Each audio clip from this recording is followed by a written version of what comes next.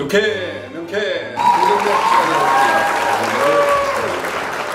오늘도 여러분들과 함께 하나님의 말씀을 짧은 시간이지만 상고해 보도록 하겠습니다. 오늘은 26가로서 예수님의 세 가지 직무에 대해서 말씀을 드리려고 합니다. 성경은 그리스도에 대해서 세 가지 직무를 이야기하고 있습니다. 첫째는 선지자 직분이죠.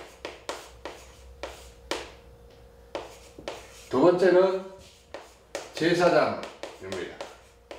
그리고 세 번째는 왕의 직무를 가지고 있다. 그래서 예수님의 직무는 세 가지로 말씀을 하고 있어요. 그래서 예수 그리스도는 지금도 만왕의 왕이 되시고, 그리고 대선지자 되시고, 대제사장의 직무를 성실히 지금도 수행하고 계시다라고 하는 거죠. 그럼 우리가 오늘 이 세 가지 직분을 이제 세세하게 한번 배우기를 원합니다. 첫째, 예수 그리스도의 선지자 직분입니다.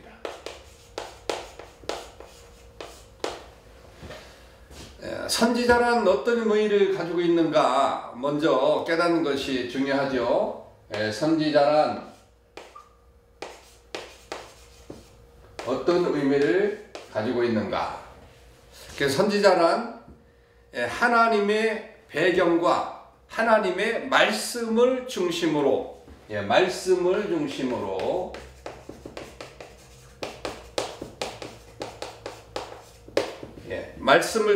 하고 하는 것이 중요해요. 성도들에게 그 앞에서 열심히 그의 말씀을 대언하는 자를 선지자라고 말한다.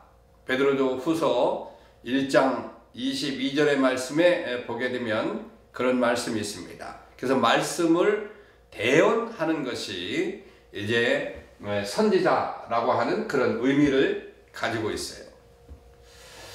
그러면 선지자의 직무는 무엇이냐? 선지자의 직무는 두 가지로 보게 됩니다. 이제 두 가지로 보는데, 피동적인 직무가 있어요. 그리고 두 번째는 능동적인 직무를 가지고 있다. 피동적이라고 하는 것은 선지자는 꿈과 환상과 언어의 전달로 하나님의 계시를 받는 거예요. 계시를 받아. 어디로부터요? 하나님으로부터 계시를 받는 것입니다. 피동적이에요. 하나님이 내려주시는 대로 받는 겁니다. 그런데 능동적은 뭐냐? 이것은 말씀을 백성들에게 전하는 겁니다. 피동적으로 계시를 받은 것을, 하나님으로부터 계시를 받은 것을, 이 말씀을 백성들에게 전하는 이런 두 가지의 면의 직무가 있어요. 그러나 단순히 우리가 중요한 것은 단순히 계시를 받아서 전하는 것으로 선지자가 절대적으로 아니다라고 하는 거죠. 선지자는 다른 사람들에게 하나님의 계시를 전달하는 소명과 함께 성령의 감동을 받아야 됩니다. 성령의 감동을 받아야 돼요. 성령의 감동을 받지 않고는 안 되는 거예요. 이게 중요한 겁니다. 그러면 그리스도의 이 선지자 직무가 뭐냐? 선지자로서의 직은, 예수 그리스도는 탁월한 하나님의 선지자이신데, 그리스도는 그의 선지자 직분을 언어의 전달과 계시의 사실을 가르쳐 주심으로써 그 직무를 수행을 했던 것이죠. 자, 두 번째는 선지자의 직무에 대해서지만 선지자의 다시 말하면 직무라고 합니다. 직은 어떻게 이루어지느냐라고 그렇게 한다고 한다면 그리스도는 그의 선지자 직분을 언어의 전달과 계시의 사실을 가르쳐주는 것. 구약시대에는 여호와의 천사로 활동을 하셨어요. 직무를 행하셨습니다. 그런데 성육신 하신 이후에는 그의 교훈들과 모범으로서 그 직무를 수행을 하셨어요. 그러면 지금 이제 부활하시고 십자가에 못 박혀 죽으시고 부활하신 이후에는 오늘날에는 어떻게 직무를 감당하고 있느냐? 성도들 안에 내주해 주시는 성령의 역사를 통해서 그 직을 계속해서 이제 감당하고 있다라고 하는 것입니다. 그러니까 천사로, 구약시대는 천사로, 그리고 두 번째 오셔서는 그의 즉 일을 하심으로, 사역하심으로, 그 다음에 지금 승천하신 이후에는 이제 성령의 역사로 이 직을 계속해서 감당하고 계시다라고 하는 거죠. 그래서 지금도 예수 그리스도는 성부의 오른편에 앉아 계시는 동안에도 우리 최대의 선지자로서의 활동을 계속하고 계시는 것입니다. 두 번째는 예수 그리스도의 이제 제사장 직분에 대해서 말씀을 드리려고 합니다. 제사장 직분. 이제 선지자의 직분을 말씀드렸는데 이제는 제사장의 직무를 말씀드리려고 합니다.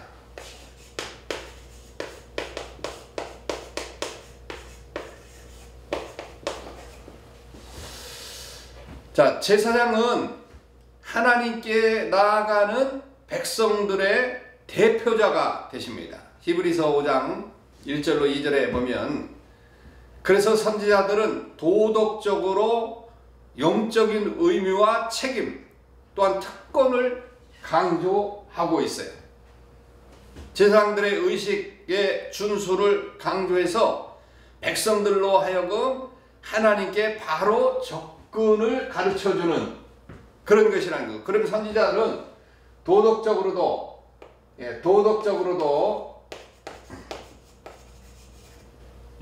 거룩해야 되겠지요.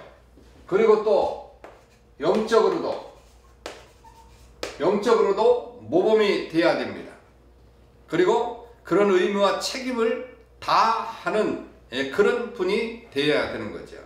그래서 제사장들의 의식의 준수를 강조하고 그리고 뿐만 아니라 제사장들은 의식의 준수를 백성들에게 강조할 뿐만 아니라 또 하나님께 바로 접근하도록 가르쳐 주시는 분이 제사장의 직무인데, 그러면 그리스도의 이 제사 사역에 대해서 우리가 한번 생각을 하게 되면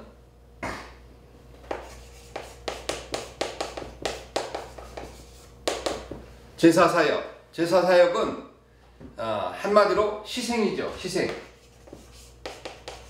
십자가에서 희생하신 것입니다. 이게 최고의 제사장으로서의 사역이에요.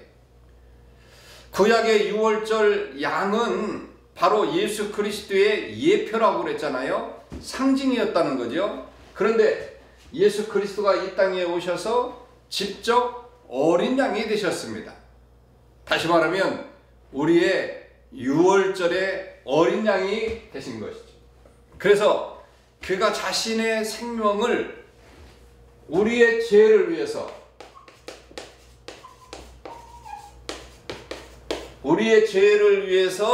희생을 하셨어 내주셨습니다. 그래서 그리스도는 우리를 대신하여서 자기를 희생하심으로 말미암아 참되고 완전한 그런 구속을 성취하셔서 완전하신 대제사장이 되셨다라고 하는 거죠.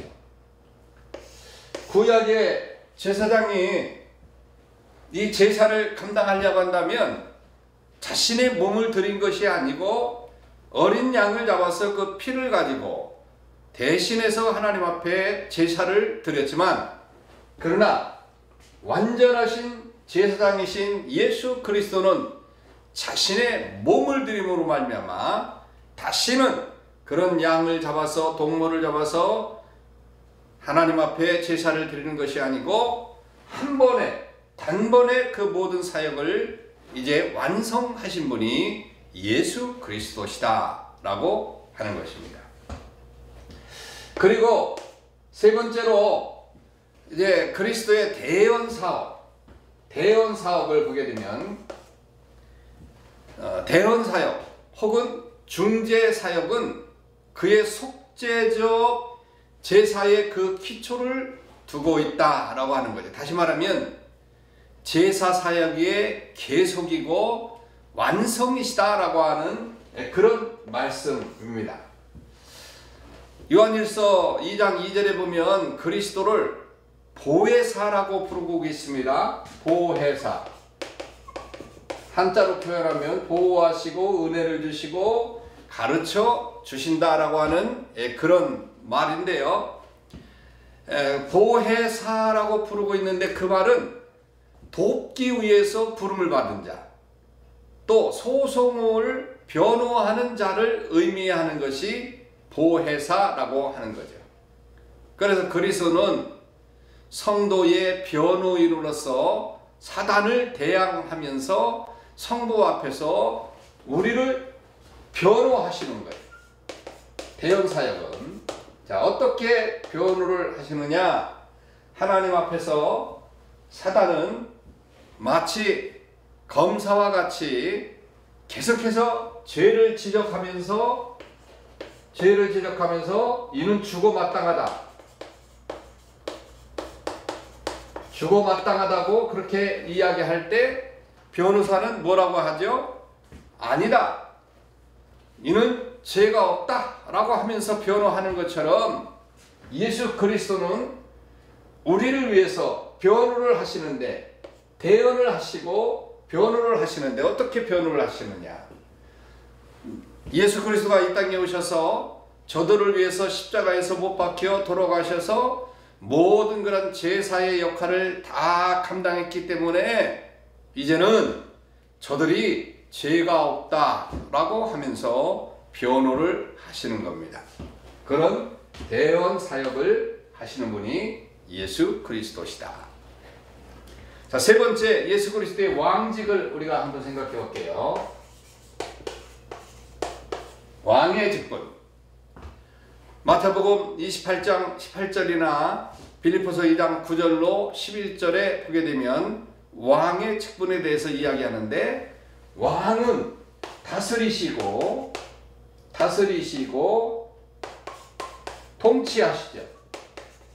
통치하는 것이 왕의 직분이지 않습니까? 그리스도는 선지자, 제사장으로서만 아니라 왕으로도 오셨어요. 그래서 그리스도는 선지자요, 제사장이요, 왕의 직분을 가지고 오셨는데 예수 그리스도의 신령한 왕권에 대해서 한번 알아보도록 하겠습니다. 신령한 왕권. 그리스도는 먼저 신령한 나라의 교회를 다스리게 됩니다. 그래서 신령한 왕이에요. 교회는 신령한 것이죠.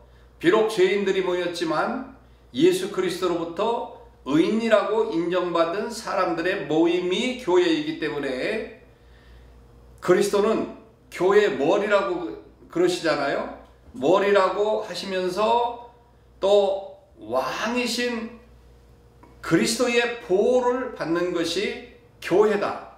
그리고 지도를 받는 것이 교회다라고 하는 거죠. 그래서 신령한 왕권을 가지고 계신 분이 예수 그리스도시다. 왜? 교회를 다스리고 계시다.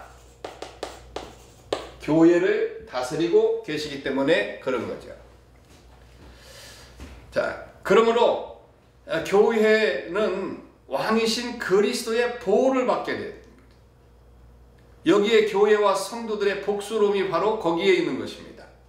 그래서 성도, 이 그리스도의 나라의 백성 되는 성도는 어떻게 해야 됩니까? 의무를 다해야 됩니다. 백성으로서의 의무를 다해야 됩니다. 그리고 순종을 다해야 되는 겁니다.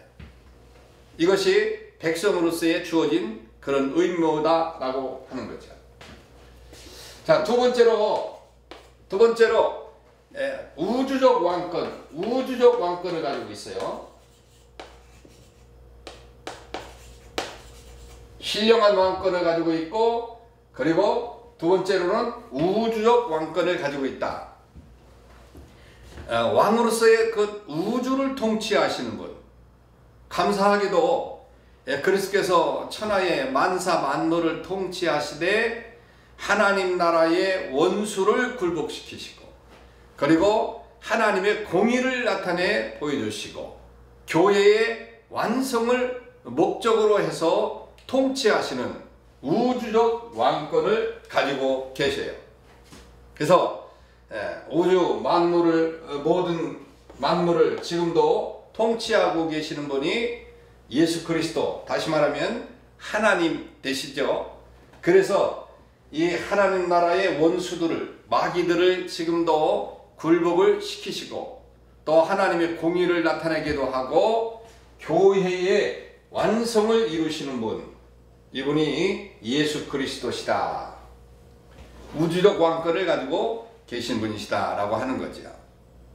그래서 오늘은 이렇게 예수 그리스도의 직무에 대해서 세 가지 직무를 말씀을 드렸는데, 첫째는 선지자로서, 두 번째는 제사장으로서, 세 번째는 왕으로서의 직무를 가지고 계시다라고 하는 사실을 가르쳐 주셨습니다.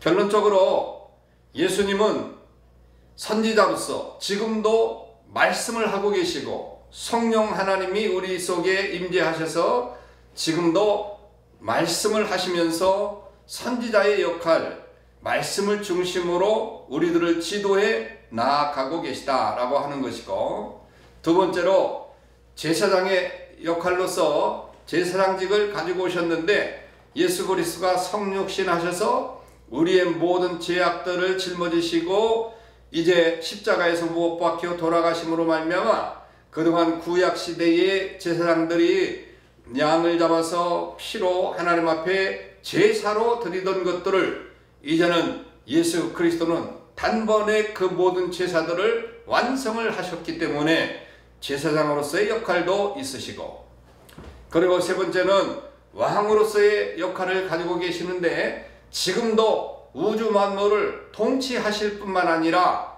우리의 모든 삶도 통치하시고 교회도 통치하고 계시는 분이 전능하신 하나님이신 예수 그리스도시다 라고 하는 사실을 오늘 깨닫게 됩니다. 이 세 가지 직분 때문에 우리는 구원의 사람이 되었고, 그리고 예수 그리스도의 사람이 된 것입니다. 이에 우리는 감사하면서 하루의 삶도 복된 하루가 되시기를 주님의 이름으로 축원합니다. 다음에 만나도록 하겠습니다. 샬롬.